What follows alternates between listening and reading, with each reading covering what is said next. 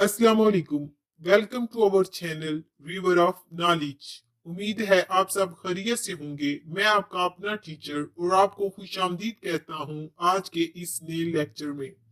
आज हम एक अहम टॉपिक को आसान और स्टेप बाय स्टेप अंदाज में सीखेंगे ताकि आपको हर कंसेप्ट अच्छी तरह समझ आ जाए।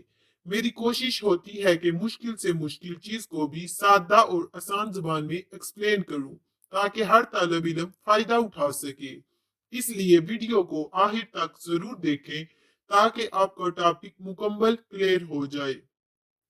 अगर आपको मेरी टीचिंग पसंद आए तो वीडियो को लाइक करें, चैनल को सब्सक्राइब करें और अपने दोस्तों के साथ शेयर करना मत भूलें। चले शुरू करते हैं आज का लेक्चर। अब हम शुरू करते हैं example 6.4। The diameters of the pistons of a hydraulic press are 5 cm and 25 cm respectively. इसमें उन्होंने पहले डायामीटर बता दिया हाइड्रोलिक प्रेस का कितना सेंटीमीटर 25 सेंटीमीटर तक respectively. A normal force of 160 Newton is applied on the smaller piston. उन्होंने बता दिया कि नॉर्मल फोर्स कितनी अप्लाइड होती है स्मॉलर पिस्टन पे 160 Newton. What will be the pressure exerted by this force. इसमें भी अब हमने क्या फाइंड करना है, प्रेशर। प्रेशर फाइंड करना है कि इस फोर्स पे कितना प्रेशर लगा on the bigger piston. Smaller पे उन्होंने बता दिया है और बिगर का हमने क्या करना है, फाइंड करना है।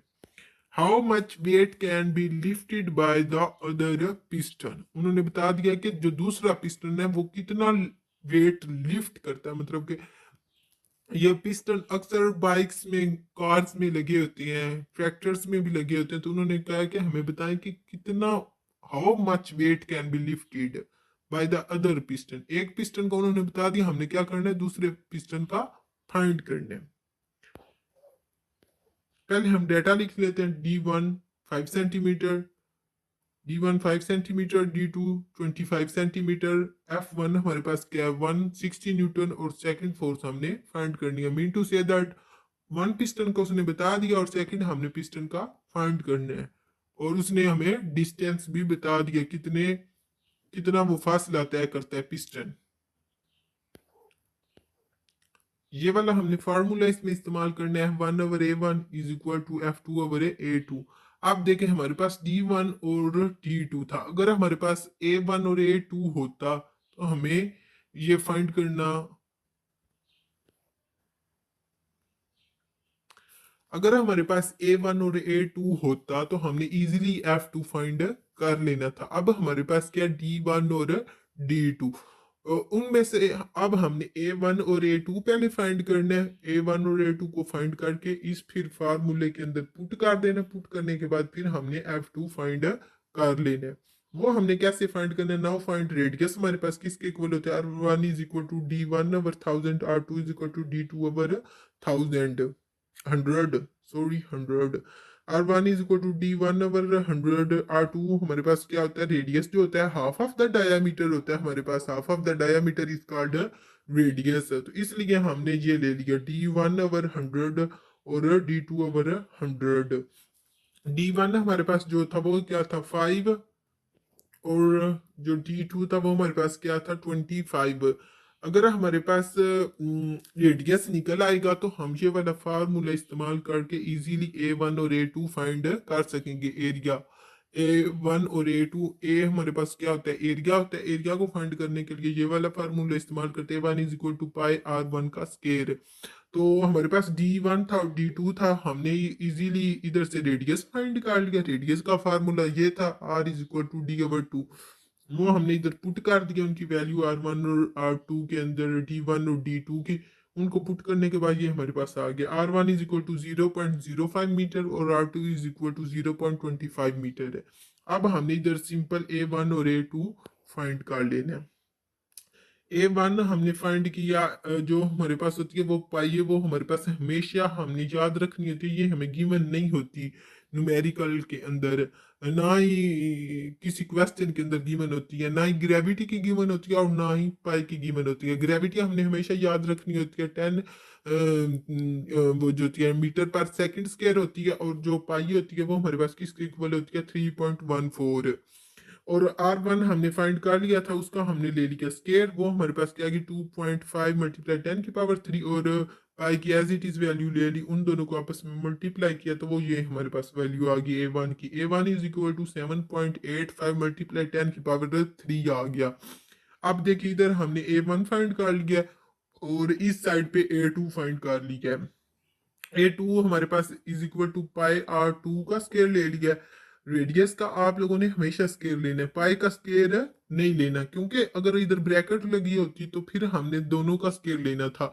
अब इधर ब्रैकेट नहीं है, अब अलग अलग है पाई और आर, तो सिंपल हमने सिर्फ आर का रेडियस जो होता है, रेडियस जो है उसका हमने स्केयर लेना होता है, पाई का स्केयर नहीं लेना होता।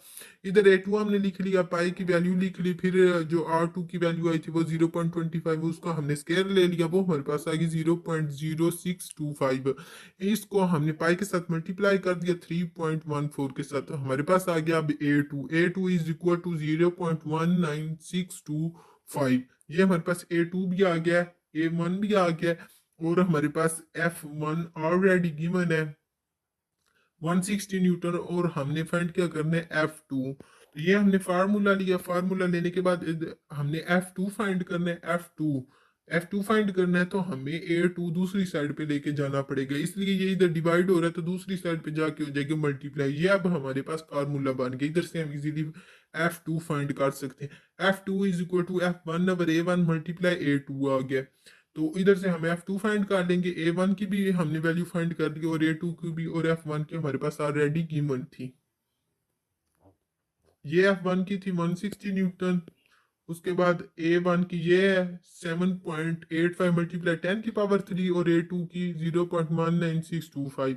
इन सब वैल्यूज को हमने इस फार्मूले के अंदर पुट कर देना है, इस फार्मूले के अंदर। Now putting these values in above equation, इसके अंदर हमने ये देखें वैल्यूज को पुट कर दिया, सिंपल इनको पुट कर दिया। स्टेप बाय स्टेप हम लोगों ने सॉल्व करना होता है, अगर हम स्टेप बाय स्टेप सॉल्व नहीं करेंगे तो हमारे पास आंसर एक्यूरेट नहीं आएगा। अगर स्टेप बाय स्टेप न्यूमेरिकल को सॉल्व करेंगे तो हमारे पास ज्यादा चांसेस होते हैं आंसर एक्यूरेट लाने के, इसलिए हमने 160 को इसके साथ मल्टीप्लाई किया, वो हमारे पास क्या आ गया 31.4।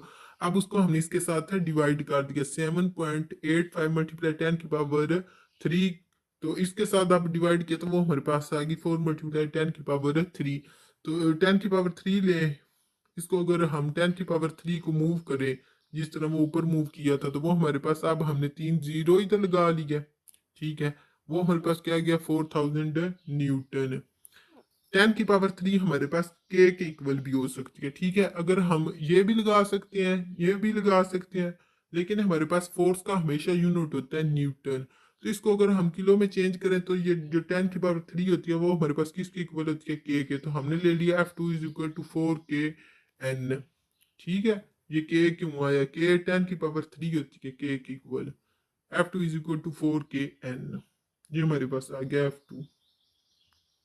सिंपल इसके अंदर हमारे पास F1 गिवन था, और A1 और A2 हमने फाइंड किया, और इससे इजीली हमने ये फाइंड कर लिया F2। F2 हमने फाइंड करना था, D1 और D2 गिवन था, F1 भी गिवन था, D1 और D2 से हमने A1 और A2 निकाल लिया, उसके बाद हमने F2 फाइंड कर दिया इस फार्मूले में पुट करके। और ये हमारे पास एरिया के दो फार्मूले हैं, रेडियस का स्क्वायर लेना होता है, पाई हमने याद रखनी होती है, वो क्या होती है 3.14। ये आंसर आ गया, ये हमारे पास अब मुकम्मल होगी ये 6.4